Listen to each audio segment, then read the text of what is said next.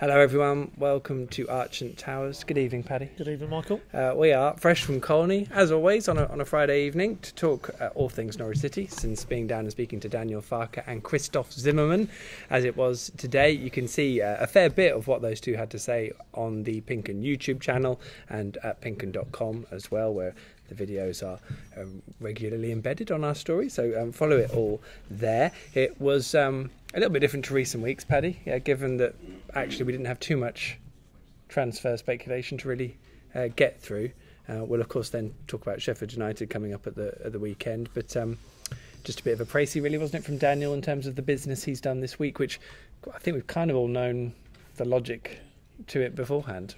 Yeah, it's A, get it off the wage, get players off the wage bill, and B, free up spaces in the squad. So, you know, they've been very methodical now. You can see probably after Alex Pritchard, and actually that's put me in mind of the Q&A we did on that Friday afternoon, I think, about two tables over there, where it was pretty much doom and gloom. Since when they've gone to Bristol, they've done the business there. They were very unlucky at Chelsea, and themselves a lot of kudos there, I think. And they've brought in a lad and also moved 2 or 3 on. So you can see maybe with the benefit of a little bit of distance since Alex's departure that, you know, there is a strategy. Clearly, there are moves afoot, and Daniel confirmed today that there will be 2/3 in before the end of the window. So I'm expecting one fairly imminent. So you know, all in all, you have to be quite happy, I think, that you know, that isn't a case of they're being buffeted by events. It looks at this stage as if they're very much in control of what they're trying to do, and it's quite surgical. And I think come the end of the window, as Daniel himself said today, they'll have the numbers and they feel they'll also have the quality, and it's another step or two in the direction of what they're trying to do in terms of younger players, a different way of going about it financially as much as philosophically. So yeah, more positivity today, I think. So let's finish off on a good note tomorrow. Yeah, absolutely.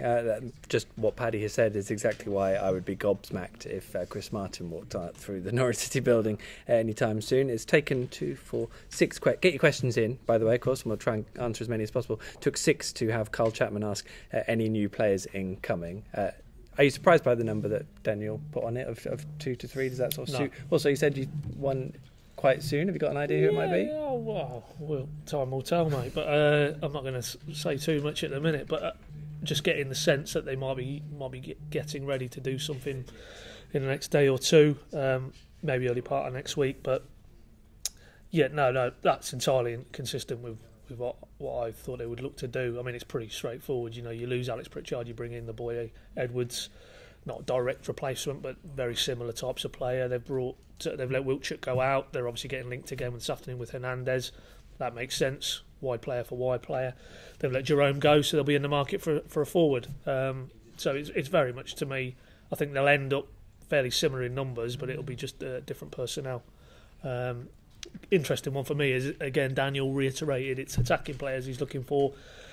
But the sight of Ivo Pinto limping off, albeit with just a bit of cramp, he's fine for tomorrow.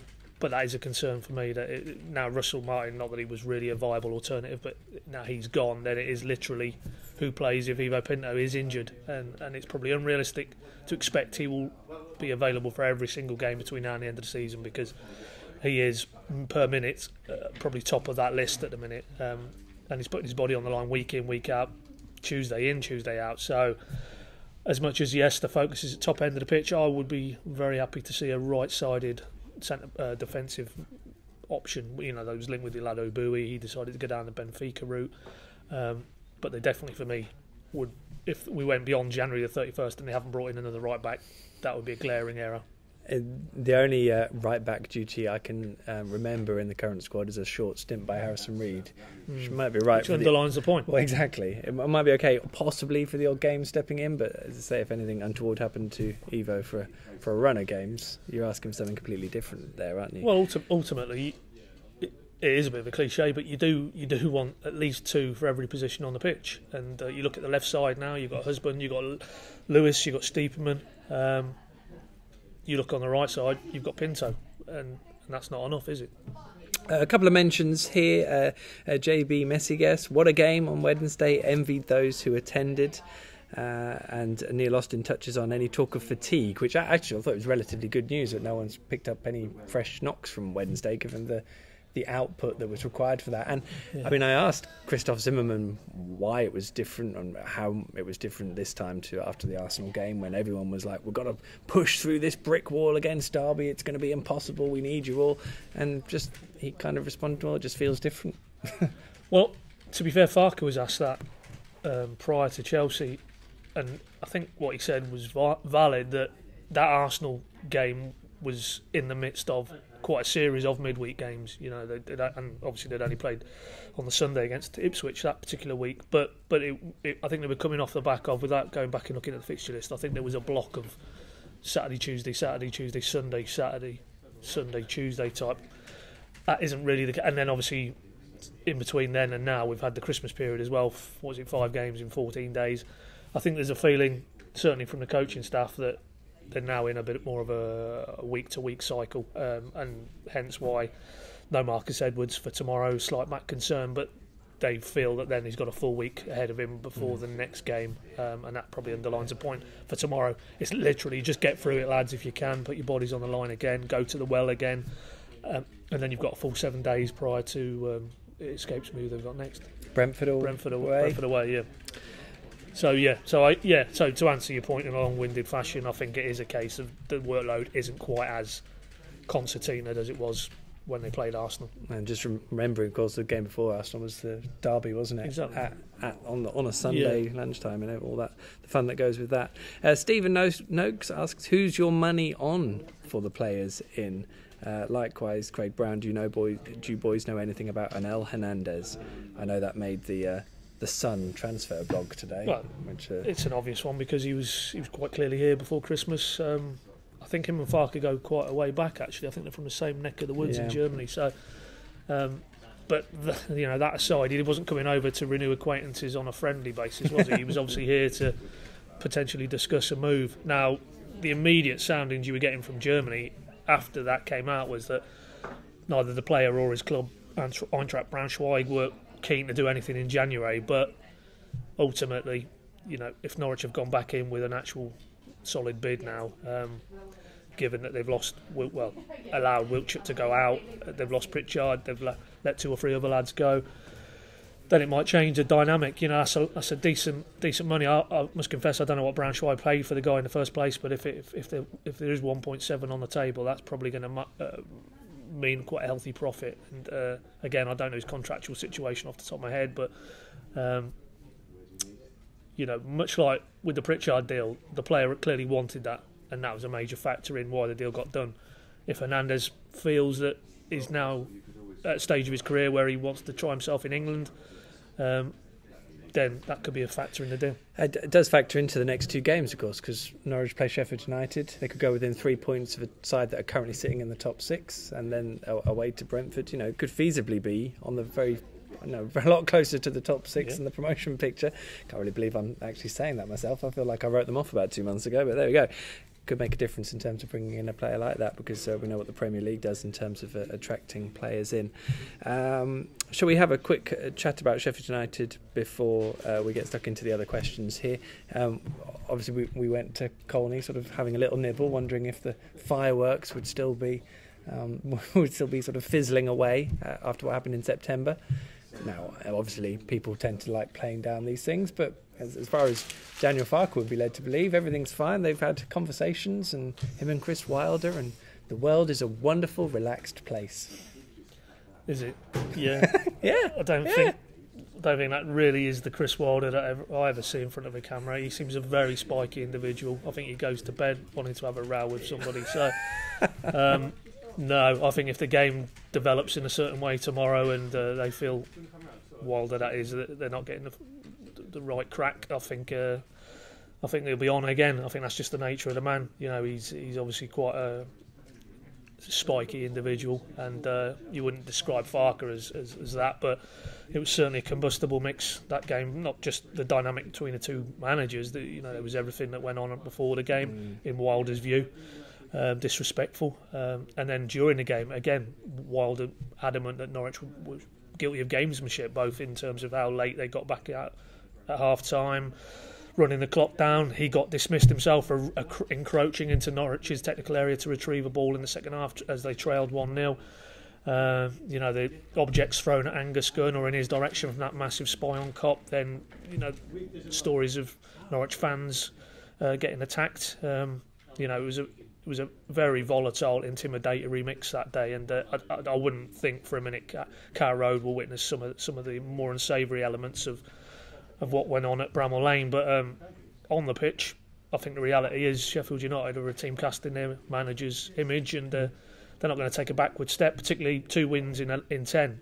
As you say, I mean, after the start they had and then the dip Norwich had, to literally go within 3 points if they win tomorrow, Norwich, it underlines they've tapered off a little bit in terms of results. So they'll be desperate to win. And I've actually just watched a bit of Wilder's pre-match, and he's talking about let bygones be bygones, and kind of forgive and forget, I think is the phrase he comes out with. I don't know who he's asking forgiveness for. Yeah, exactly. So no, I think it'll be far from a tame affair, but I think given as fractious as it was at Bramall Lane, I think that might ensure it probably won't be as kind of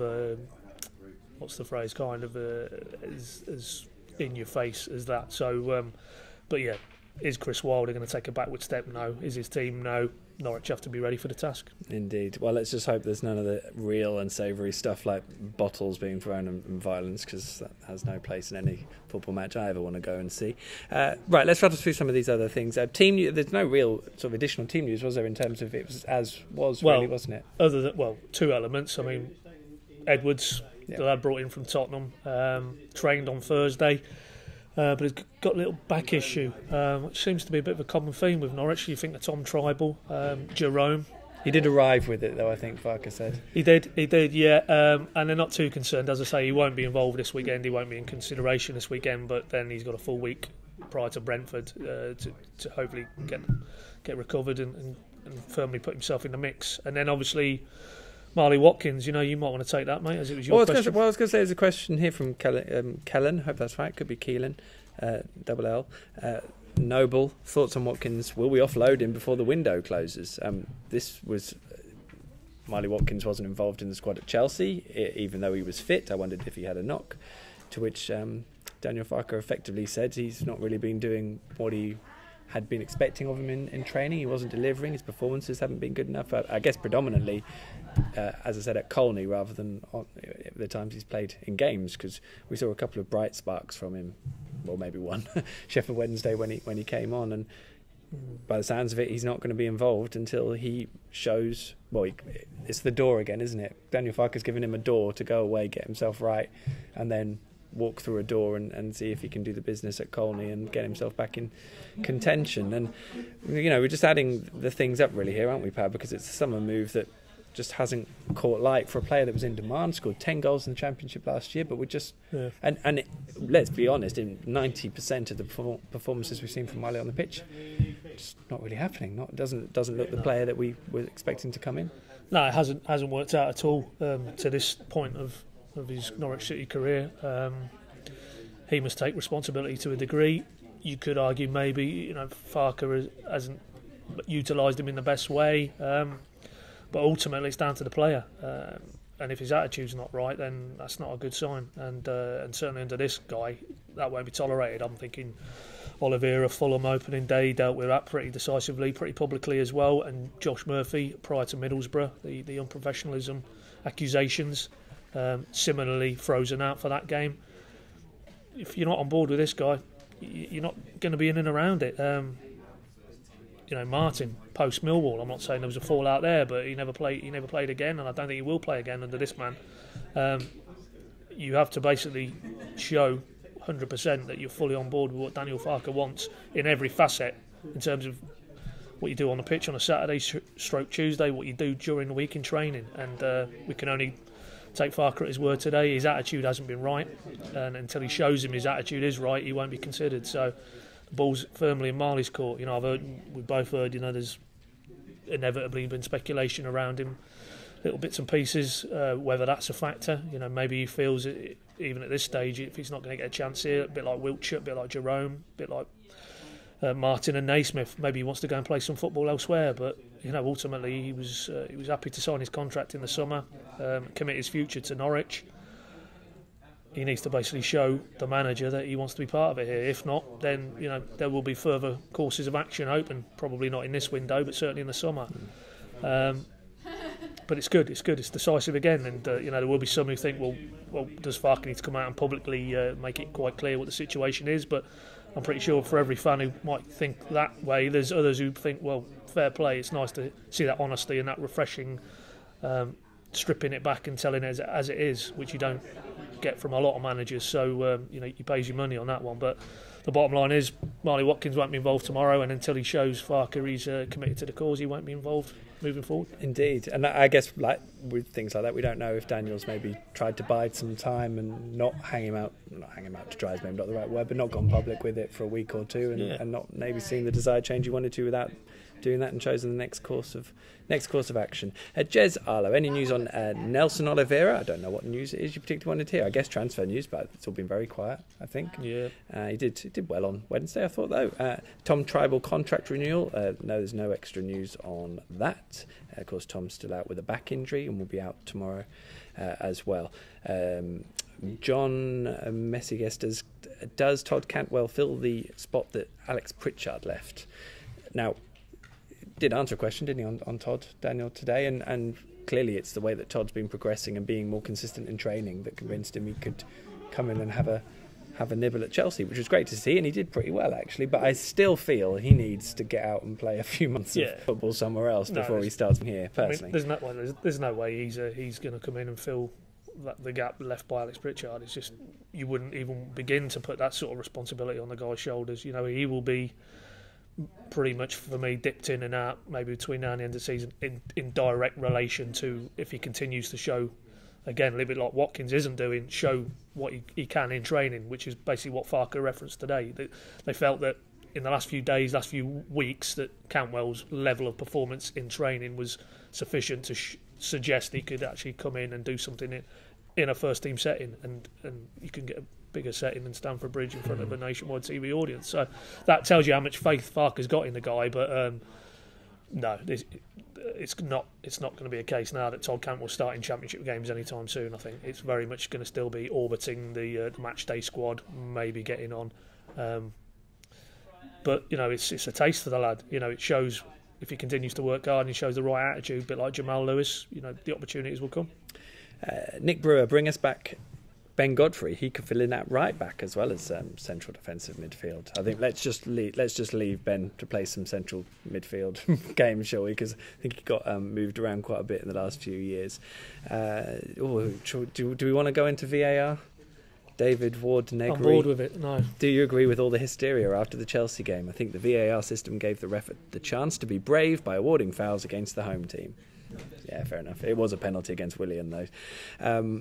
Martin Harvey, he says, sorry if already been mentioned, but thought Christoph Zimmermann was awesome on Wednesday, a real find. And there was a lovely answer, I thought, to your question, Pad, from effectively Christoph Zimmermann acknowledging if Daniel Farke wasn't at this club, he probably wouldn't have got the chance to show he could adapt. And how many other players are there at lower leagues across Europe that could make a similar step up if they had the opportunity? I mean, that's the luck, I guess, that it sometimes takes to make it. Well, what it is a coach / manager who has faith in players, and different coaches and managers see different things from players. Jamal Lewis, we had this conversation on the drive back from Colney today. Jamal Lewis, I think if Alan Irvine had still been in charge, or Alec Neil, would not be anywhere near the first team this season, and yet now he looks like an unbelievable find and destined for bigger and better things. But under a coach who believes in him and believes in giving young players a chance, and Zimmermann falls into that category, albeit he's slightly older. But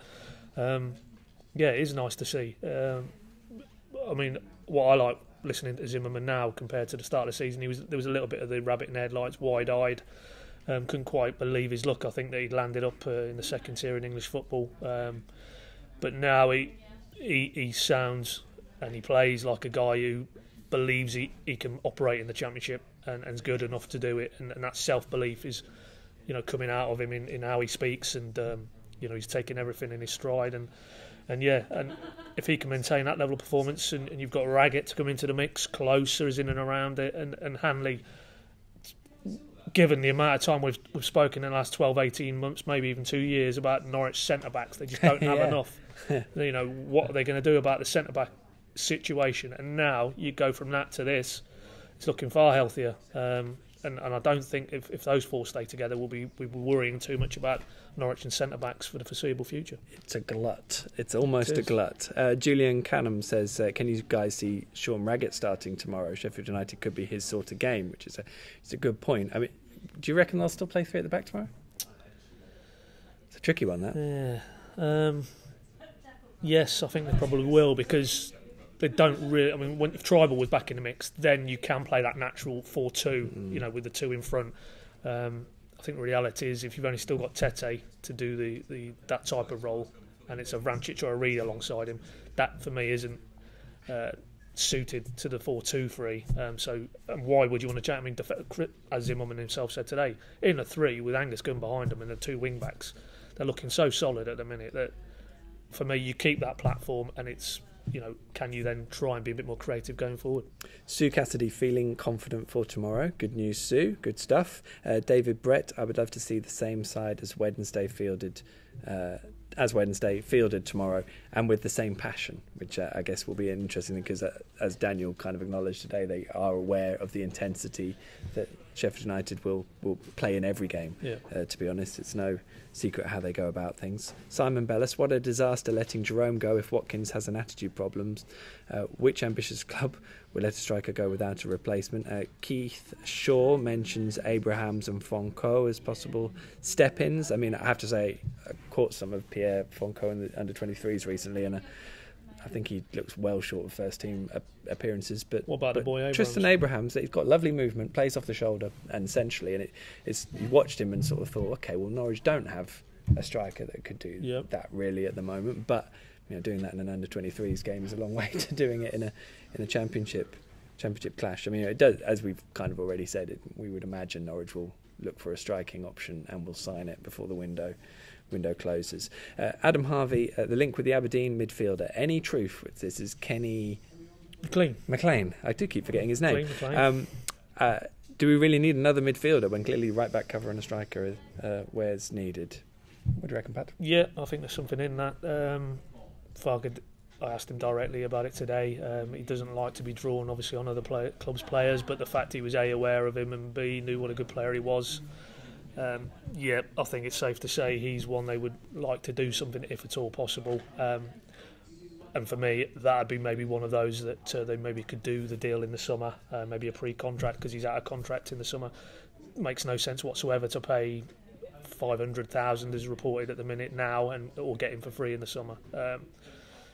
That's recruitment decisions from former eras, maybe. But so I can see that happening. What type of midfielder he is, I must brutally honest, I don't know what type of midfielder he is. I don't think he's a wide player, so you wouldn't think that's immediately what they're looking for. But he's a good player, clearly. He's a Scottish international. He's only 26, good age. He's only going to get better. And if they've seen something in him, then for me, that definitely ticks a lot of boxes. Does seem to be a little bit of competition as well, so I guess you might maybe only need someone to start offering a deal for the summer, for January. But then ultimately, the player, again, at the risk of repeating myself, if the player is set on a Norwich as a potential scenario, he's not going to go anywhere. He's got 6 months of his contract to run down, and then away you go for free in the summer, and probably get the benefit of a nicer financial package in your wages, because there's no transfer fee involved. Signing on fee, that's the way, isn't it? Ben Trafford, happy with Vrancic lately? Looked very calm against Chelsea. Yeah, I would agree with that, especially after the first sort of 10-20 minutes when Norwich started to grow into it, and him and Harrison Reed kind of got to grips with what was going on in midfield. Mario did very well, I thought. And has done for a few weeks. Yeah, no, give him his due. I mean, that was an absolutely wonderful pass for Pinto for the move at Bristol. He just, for me, I won't change my opinion on him on the ball. You can't dispute, but he needs to be in the right positions of the pitch to be able to do that and affect a game.